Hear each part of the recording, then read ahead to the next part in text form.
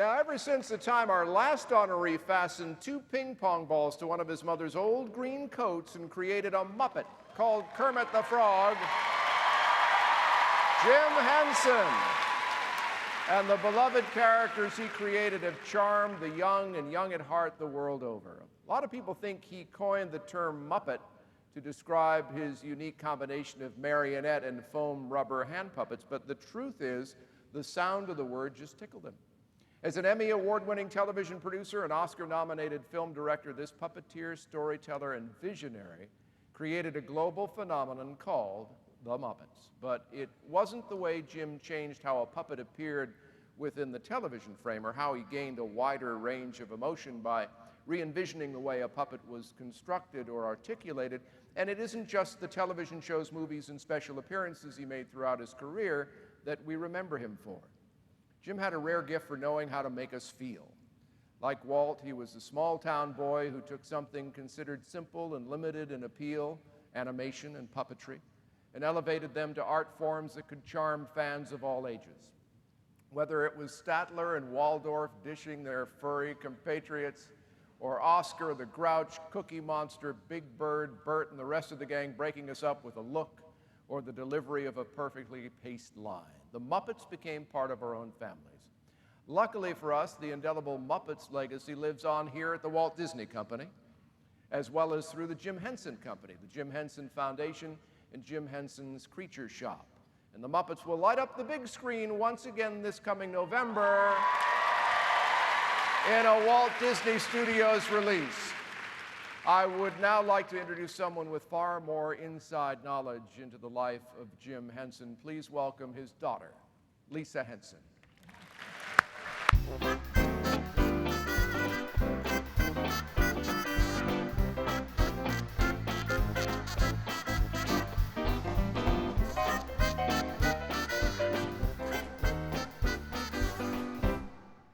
Good morning, and thanks so much for including us Hensons in this special day. Heather Henson's also here, my daughter Ginger, and Brian Henson, as you'll see in a minute. I'm often asked what it was like to grow up with Jim Henson as my father. And did he perform Kermit at the dinner table? No. Did he include us in his work? Yes, very much. And did I grow up in a creative home? Definitely. The other question I'm regularly asked is, who was your favorite Muppet? It's a difficult question to answer since every character has a personality that has some sort of universal truth to it. But in the end, my answer is always the same. My favorite Muppet is Rolf the dog.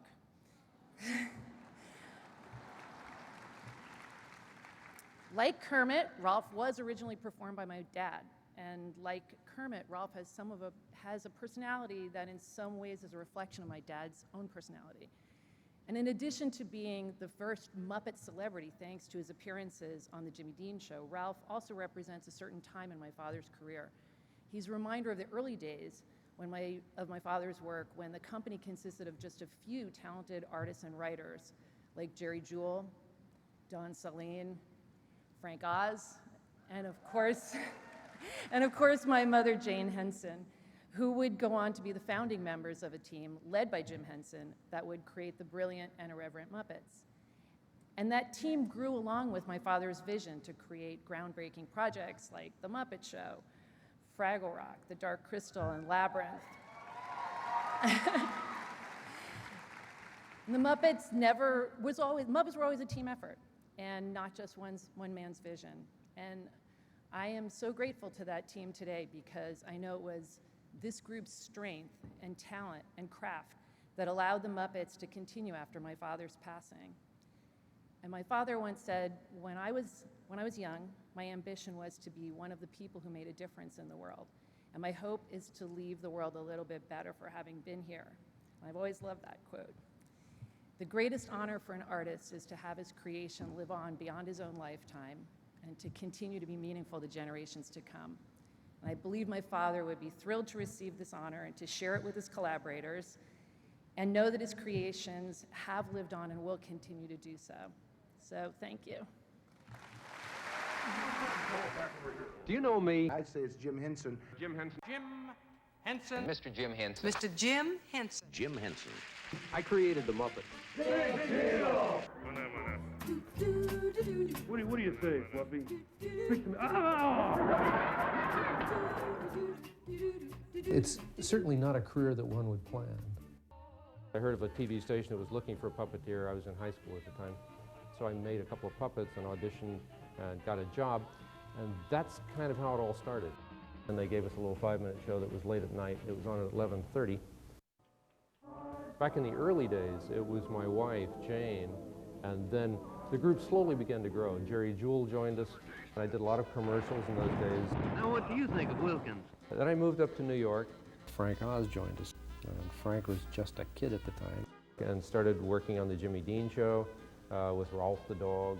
And we did the Ed Sullivan Show during that period of time. From the Ed Sullivan Theater on Broadway.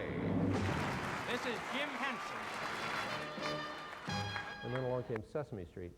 Well, I've always loved this show. I've loved being a part of it from the very beginning. And television is such a huge influence on children. It's an influence on all of us, of course. And it's a lot of fun. I guess the Muppet Show is sort of the next thing that, you know, running through history here. We did 120 shows. They were wonderful to do. It was one of my favorite times. During that time, a lot of characters happened. As you know, Piggy sort of came out of the chorus. From a creative standpoint, it's a lot more interesting to change and do something different and new. So we've always sort of kept moving and changing and not staying too long on one area. The whole idea was to create an entire world that was not this world. Down at Fraggle Rock.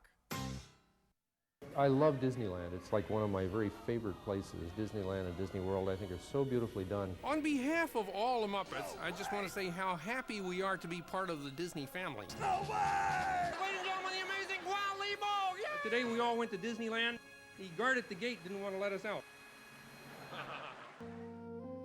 It's a good thing there are people who can do Jim Henson's job. He'll be with us every time we watch the Muppets. 'Cause no feeling feels like that feeling. Together up, together up, together again, together again. Ladies and gentlemen, from the cast of Henson Alternative Stuffed and Unstrung, Ms. Leslie Carrara Rudolph, and the chairman of the Jim Henson Company, Mr. Brian Henson.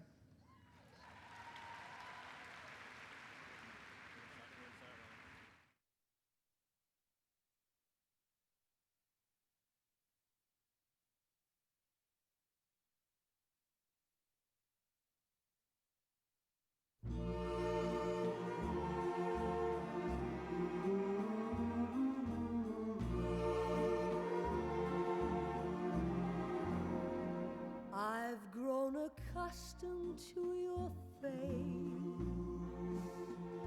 You almost make the day begin. I've grown accustomed to the tune you whistle night and noon. Your smiles, your frowns, your ups, your downs are second nature to me now. Like breathing out and breathing in. I was serenely independent and content before we met. Surely I could always be that way again, and yet I've grown accustomed to your looks, accustomed to your voice, accustomed to your face.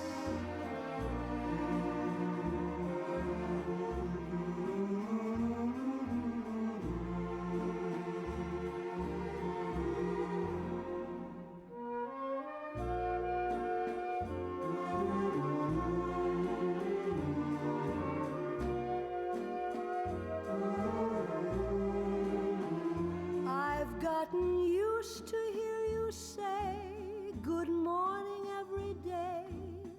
Your joys, your words are second nature to me now, like breathing out and breathing in. I was serenely independent and content before we met. Surely I could always be that way again, and yet I've grown accustomed to your looks, accustomed to your voice, accustomed to your face.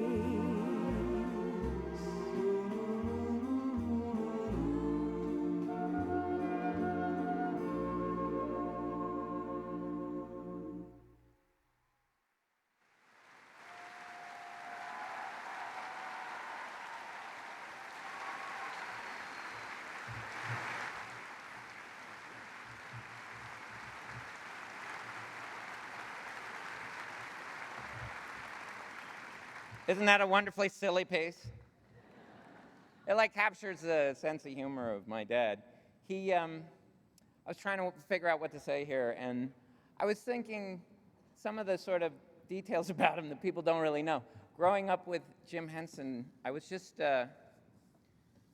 remembering the other day that he had this wonderful habit of, he couldn't do anything without doing sound effects. This is just him in normal life. Like if he had to get a pen out of his pocket, you'd say, "Dad, if you got a pen," and he'd go, "Yeah, sure." And if he did anything, he had to do it with sound effects. And if we had pancakes, I can remember it was always the same thing. You get the honey and you go, "Like some honey?"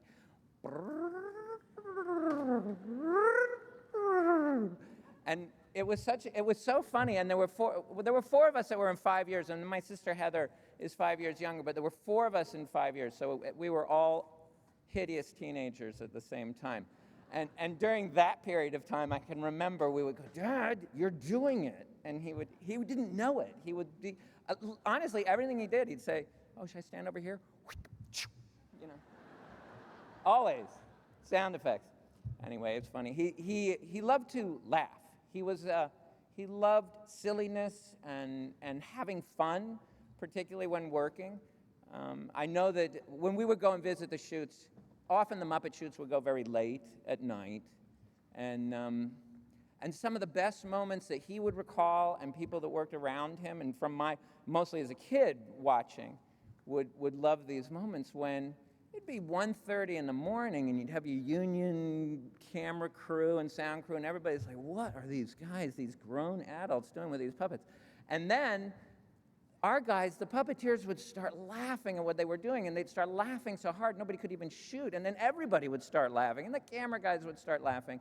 And I think some of the wonderful people who worked with Jim all recall that atmosphere on set where you're laughing so hard that you can't even think, and then you get to work inside of that kind of energy. And I remember when we went to London to do the Muppet Show in '76, they shot the Muppet Show at ATV Studios in Bournemouth in England, and it was right when there was no freelance labor. Everybody was staff everywhere. So the studio, everybody was staff at the studio, the musicians, everybody that was there. And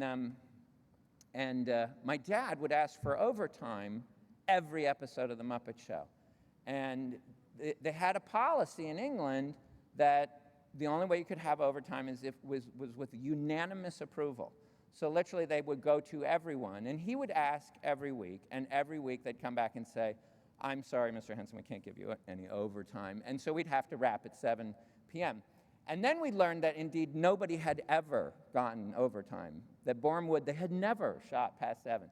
But this infectious atmosphere had so infused that London crew that in the very last episode, in the last day of shooting, I guess the union representatives, I don't know, came to my dad and said, "Mr. Henson, we would like to give you 15 minutes of overtime." And believe it or not, that was a huge deal at Borum Wood. It had never happened. So the very last shot of the last episode of The Muppet Show was actually shot at 7:15. But he had this wonderful, infectious energy that it just spread to everybody that worked around him. And when you see him in interviews and stuff, he's often very sober and sincere. But when you worked with him, he was one of the lightest, most wonderful men you can imagine. And he would be so honored now to receive this kind of honor from the Jim Henson, from the Walt Disney Company. He was... I don't even know what that means that I just did that. I have no idea. He was but he really was a huge fan of Disney, of Walt Disney, and the theme parks particularly, and we went and visited the theme parks many times with him, right up till, always as an adult, and we all went with him even as adults. And that was always what he thought was about the most wonderful thing in the world were the Disney theme parks. And so this is a really wonderful honor for him, and thank you from the Henson family.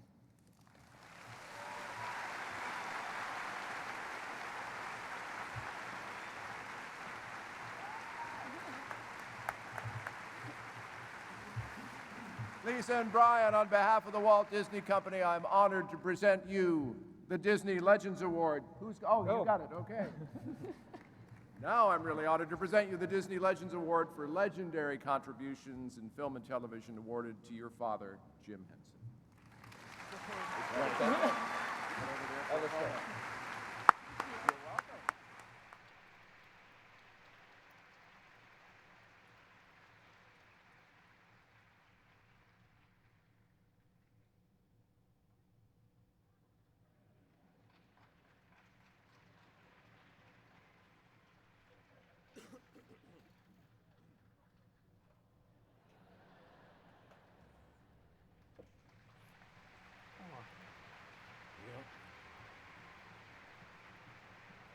Hey, Rolf?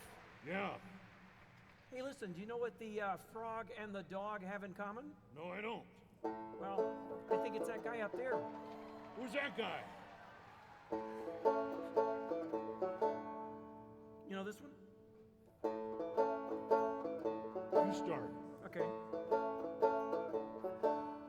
Why are there so many songs about rainbows? Thank you. And what's on the other side? I think I know. Okay. Rainbows are visions, but only illusions. And rainbows have nothing to hide. Wow, shows what you know. So we've been told, and so choose to believe it. Nice. I know they're a long way to see. Sing with me. Okay. Someday we'll find it, the rainbow connection. The lovers, the dreamers, and me. Very nice. Thank you. Why don't you take one? All right. Says that every